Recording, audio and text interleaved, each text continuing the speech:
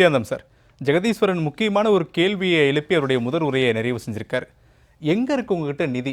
ஏற்கனவே கடந்த கால திட்டங்களின் போது மத்திய அரசு எங்ககிட்ட போதிய நிதியை வழங்கல, அதனால எங்ககிட்டயே நிதி இல்லை, அந்த திட்டங்கள்லாம் எங்களால் செயல்படுத்த முடியலன்னு சொல்லக்கூடிய அரசு இப்பயும் அதே போன்ற வாக்குறுதிகளை கொடுத்து மக்கள்கிட்ட வீடு வீடா சென்று இப்படி செல்லக்கூடிய நிலையில எப்படி எதிர்கால திட்டங்களுக்கான நிதி இல்லாம இப்படி ஒரு வாக்குறுதியை கொடுக்க முடியும்? என்ன நடக்குது? இது ஒரு பேர ஆபத்தை கொண்டு போய் தமிழகத்தை விடப்போகுது அப்படின்னு ஜெகதீஸ்வரன் சொல்லியிருக்கார். உங்களுடைய கருத்து? கடந்த தேர்தல் வாக்குறுதியிலேயே ஒவ்வொரு இல்லத்தரசிகளுக்கும் 1000 கொடுப்பதாக வாக்குறுதி கொடுத்தார்கள்.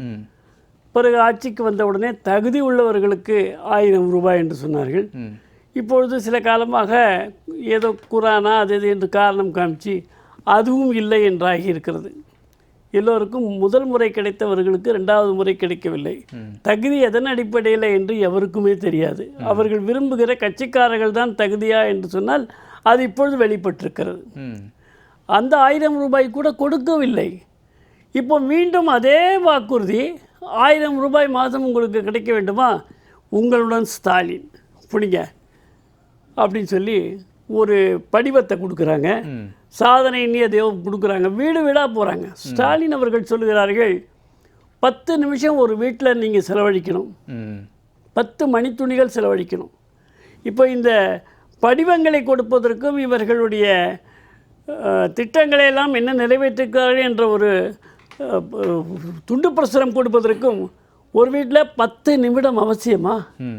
அப்போ 10 நிமிடம் அவர்களுக்கு என்ன வேலை? அந்த வேலை என்ன என்று வெளியிலே தெரியாது, அந்தந்த வீட்டிற்கு தெரிகிறது. உங்களுடைய ஆதாரை கொண்டு வாருங்கள் என்று சொல்லி அவர்களுக்கு திமுகவிலே உறுப்பினராக்குவதற்காக ரேஷன் கார்டை கேட்கிறார்கள், ஆதாரை கேட்கிறார்கள், ஓடிபியை கொடுக்கிறார்கள். திமுகவிலே உறுப்பினர் என்று அவர்களுக்கே தெரியாது. அவர்களுடைய அலைபேசி எண்ணை வாங்கி கொள்கிறார்கள். ஒரு நாள் அந்த அலைபேசியில் அவர்களுக்கு அழைப்பு வரும்பொழுது அவர்கள் நாங்கள் திமுகவிலெல்லாம் உறுப்பினராகவில்லை என்ற பதில் நாம் செய்தியிலேயே பார்க்கிறோம். தொலைக்காட்சியில் வந்திருக்கிறது. நாங்கள் திமுகவுக்கு உறுப்பினர்களே கிடையாது, யார் சொன்னது உங்களுக்குன்னு? இந்த மாதிரி இருக்குமா, இதுதானே உங்களோட தொலைபேசி எண் அலைபேசி எண் கேட்டால் ஆமான்றாங்க.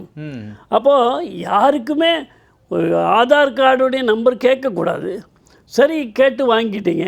அலைபேசி எண் நீங்கள் வாங்கிட்டு போயிட்டு அண்ணா பல்கலைக்கழகம் மாதிரி அங்கே செய்த ஒருவனை போல ஒருவனிடத்தில் நீங்கள் கொடுக்க மாட்டீர்கள் என்பது என்ன நிச்சயம்? எப்படி அந்த அலைபேசி எண் எல்லோருக்கும் செல்லலாம்? அது அவருடைய பர்சனல் மேட்டர். வியாபாரம் வந்தால் கொடுக்கலாம், சொந்த அலைபேசி எண் எப்படி கேட்பார்கள்? எனவே இன்றைக்கு தமிழகத்திலே நடக்கிற பாலியல் வன்முறையாகட்டும், கொள்ளைகளாகட்டும் எல்லாம் பெருகிக்கொண்டே இருக்கிறது. மக்கள் அதை பற்றி கவலைப்பட்டு கொண்டு நாம் தவறு செய்து விட்டோமே, இந்த ஆட்சியை தேர்ந்தெடுத்து விட்டோமே என்று நொந்து போயிருக்கின்ற நேரத்தில் உங்களுக்கு 1000 ரூபாய் கிடைக்கும். நீங்கள் இந்த படிவத்தை பூர்த்தி செய்து கொடுக்கவில்லை என்றால் கிடைத்திருக்கின்ற 1000 ரூபாய் கூட கிடைக்காமல் போய்விடும் என்று சொல்லுகிறார்கள். இது நான் சொல்லல, தொலைக்காட்சியிலேயே அந்த மக்கள் சொல்வதை கேட்டிருக்கிறேன். ஆக இப்படி ஒரு மிரட்டல், உங்களுக்கு கிடைக்க வேண்டிய 1000 ரூபா கூட கிடைக்காது, அதனால் ஃபில்அப் பண்ணி கொடுங்க அப்படின்னு சொல்லி திமுகவில் 2.5 கோடி பேரை உறுப்பினராக்கணும். இந்த தேர்தல் நேரத்தில் கொடுக்கின்ற பணத்தை நேரடியாக கொடுக்க முடியாமல் தேர்தல் கமிஷன் ஏதேனும் வழிவகுத்து இந்த முறை அழுத்தத்தை கொடுக்குமோ அல்லது முழுக்க அந்த பட நடமாட்டத்தை இல்லாமல் செய்து விடுவார்களோ என்ற அச்சம் அவர்களுக்கு இருக்கின்ற காரணத்தினாலே அரசாங்க செலவிலேயே இப்பொழுது தொடங்கி வைக்கிறார்கள். இன்னும் 8 மாதம் இருக்குது. 8 மாதத்துக்கு 8000 ரூபா ஒரு வீட்டுக்கு கிடச்சிரும். அப்போ அந்த ஓட்டு எங்கே போகும்? 8000 ரூபா கொடுக்க வேண்டியது கட்சி கொடுக்கல, கட்சி காசுக்கு கொடுத்ததா குற்றச்சாட்டு சொல்ல முடியாது. அரசாங்க காசு எடுத்து கட்சிக்காக அவர்கள் ஓட்டுக்கு பணம் கொடுத்து கொண்டிருக்கிறார்கள் என்ற குற்றச்சாட்டை தான் நான் வைக்க முடியும். அந்த அளவுக்கு கேவலமான ஒரு அரசாங்கம் இருக்கிறது. இதே நீங்கள் குறிப்பிட்டீர்கள் அம்மாவை என்று சொல்லி. அம்மா எப்பொழுதுமே நம்முடைய ஜெயலலிதா அம்மையார் அவர்கள் எப்பொழுதுமே உங்களுடன் நான் என்று தான் சொல்லுவார்கள். ஆனால் இங்கே அதையே அப்படியே முத்திரை மாற்றி உங்களுடன் ஸ்டாலின் சொல்கிறாரு. அவங்க செஞ்சது தானே, அதையே நீங்கள் காப்பி புது திட்டம் மாதிரி வீடுதோறும் மருந்தகம், வீடுதோறும் கல்வி, இவையெல்லாம் மத்திய அரசினுடைய திட்டங்கள். அவற்றிலே முத்திரை குத்தி நீங்கள் செய்வதாக சொல்லுகிறீர்கள். மருந்தகம், பிரதான மந்திரி மருந்தகம் இருக்கிறது, உடனே அதை காப்பி அடிச்சுட்டு முதல் மந்திரி மருந்தகம், ஏன் பிரதான் மந்திரி மருந்தகத்தில் மருந்து நமக்கு வேலை செய்யாதா? அதுக்கு ஒரு தனி பெயர் வைத்து அரசு, மத்திய அரசு கொடுக்கின்ற நிதியிலே செய்கின்ற வேலையை தங்களுடைய அரசு செய்வதாக மக்களை ஏமாற்றுகிறார்கள். இப்படி ஒவ்வொரு விஷயத்திலேயுமே இன்றைக்கு கடன் என்று பார்த்தீர்கள் என்று சொன்னால், கடந்த ஆட்சி விட்டு சென்ற அத்தனை நாட்களான கடனையும் இந்த 4 ஆண்டுகளிலே சமமாக கடன் வாங்கிவிட்டார்கள். இன்னும் ஓராண்டு 10 மாதத்துக்குள்ளாக இன்னும் அதிகமான கடன் தான் சுமையாகும். இவற்றையெல்லாம் வேறு செய்ய வேண்டும். மத்திய அரசு நிதி கொடுக்கவில்லை என்று பொய்யை சொல்லுகிறார்கள். மத்திய அரசு என்ன நிதி கொடுத்தது? இவர்கள் ஆட்சியிலே 10 ஆண்டுகள் இருந்தார்கள். அப்பொழுது கொடுத்த நிதியையும் இப்பொழுது மோடி அவர்கள் 10 ஆண்டு கொடுத்த நிதியையும் ஒப்பிட்டு பார்த்தால் 3 மடங்கு அதிகம் கொடுத்திருக்கிறார்கள். இதை யாரும் மறுக்க முடியாது. 3 மடங்கு அதிகம் கொடுத்திருக்கிறார்கள். ஆனால் அந்த பணத்தையும் வாங்கி கொண்டு கடனையும் பெருக்கி வைத்து எந்தவித பெரிய வளர்ச்சி திட்டங்கள் என்று எதுவுமே கிடையாது. அரசாங்கத்தை கவனிப்பதே கிடையாது. சட்டம் ஒழுங்கையே பார்ப்பது கிடையாது. அடிப்படையில் கள்ளச்சாராயம் காய்ச்சுவதே குற்றம். கள்ளச்சாராயம் காய்ச்சி அதை குடித்து இறந்தவர்களுக்கு 10 லட்சம் என்று சொன்னால் ஒரு தவறு. கள்ளச்சாராயம் காய்ச்சுவது தவறு, அங்கே சென்று குடிப்பது தவறு. அந்த தவறுனால், தன்னுடைய தவறினால் செத்தவனுக்கு 10 லட்சம். ஆனால் நியாயமாக ஏதோ ஒரு விபத்தின் காரணமாகவோ இந்த மாதிரியான பாலியல் வன்முறை காரணமாகவோ இறந்து விட்டால், அல்லது போலீஸ் கஸ்டடியில் இறந்து விட்டால் அவர்களுக்கு 5 லட்சம் ரூபா. அவன் என்ன தப்பு பண்ணான்? டாஸ்மாகில் கூட குடிக்கலையா? உங்கள் கள்ளச்சாராயம் குடிக்கிறத விடுங்க, சட்டவிரோதமாக குடிக்கிறத விடுங்க. சட்டப்படி நீங்கள் விற்கிற சாராயம் கூட கொடுக்காமல் இருக்கக்கூடிய ஒரு காவல்காரன், ஒரு சின்ன வயது பையனை நீங்கள் பின்னாடி கூட்டு போயிட்டு அந்த கோயிலுக்கு பின்னாடியே அடித்து கொண்டு இருக்கீங்களே, இதெல்லாம் சட்டம் ஒழுங்கு பிரச்சனை. இது அன்றாடம் நடக்கிறது. ஒரு தடவை நடந்து முடிஞ்சு போச்சுன்னா பார்த்தா இன்னொரு ஊரில் அதே செய்தி. அந்த தேர்தலுக்கு முன்னாடி இப்போ இந்த பணிகள் எல்லாமே மடைமாற்றக்கூடிய பேராசை ஏற்படுத்தக்கூடியது தான். ஆசையை காட்டுவது. திருவல்லிக்கேணி யாருடைய தொகுதி? துணை முதல்வருடைய தொகுதி.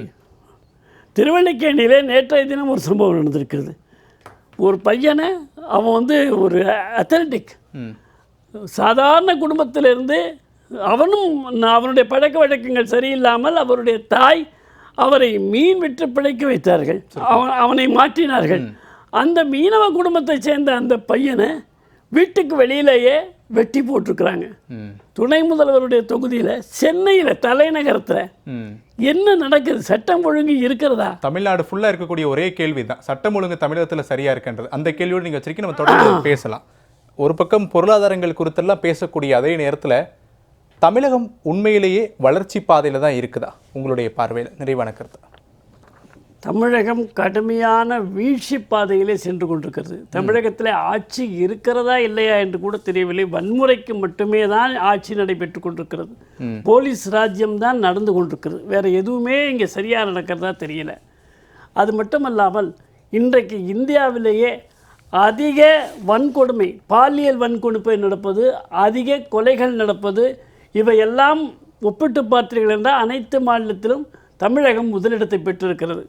இது நான் சொல்லலை, டேட்டா சொல்லுது. ஆக தமிழிடம் முதலிடம் என்று சொன்னால் ஒன்று போலீஸ் ராஜ்யத்திலையும், இன்னொன்று சட்டம் ஒழுங்கு பிரச்சனையில் தான் இருக்கிறது. அதனால் மக்கள் இந்த ஆட்சியை தூக்கி எறிவார்கள். இந்த ஆட்சிக்கு மிகுந்த செல்வாக்கு இருந்தது என்று நாம் கருதிவிடக்கூடாது. இந்த ஆட்சி ஏன் ஏற்பட்டது என்று சொன்னால், அம்மையார் அவர்கள் உயிரோடு இல்லை. ஜெயலலிதா அம்மையார் சென்று விட்டார்கள். 4.5 ஆண்டுகள் எடப்பாடி அவர்கள் முதலமைச்சராக இருந்தார்கள்.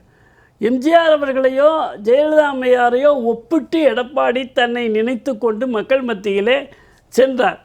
எந்த விதமான நலத்திட்டங்களை பற்றியெல்லாம் பெரிதாக சொல்லாமல் எப்படியும் நாம் வெற்றி பெற்று விடுவோம், நாம் பெரிய தலைவர் என்று கருதினார்.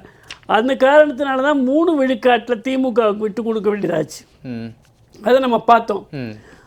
இன்னொரு விஷயம் உங்களுக்கு சொல்லணும்னு சொன்னால், மக்கள் திமுகவை என்றைக்கும் ஏற்றுக்கொண்டதில்லை. அதுக்கு நான் சுருக்கமாக ஒரே ஒரு வரியில் சொல்லணும்னு சொன்னால், நம்முடைய 72ல் திமுக மிகப்பெரிய சக்தியாக சட்டமன்றத்தில் வந்தது. அப்பொழுது எம்ஜிஆர் திமுகவில் இருந்தார். அதனால் அது எம்ஜிஆருடைய வெற்றி.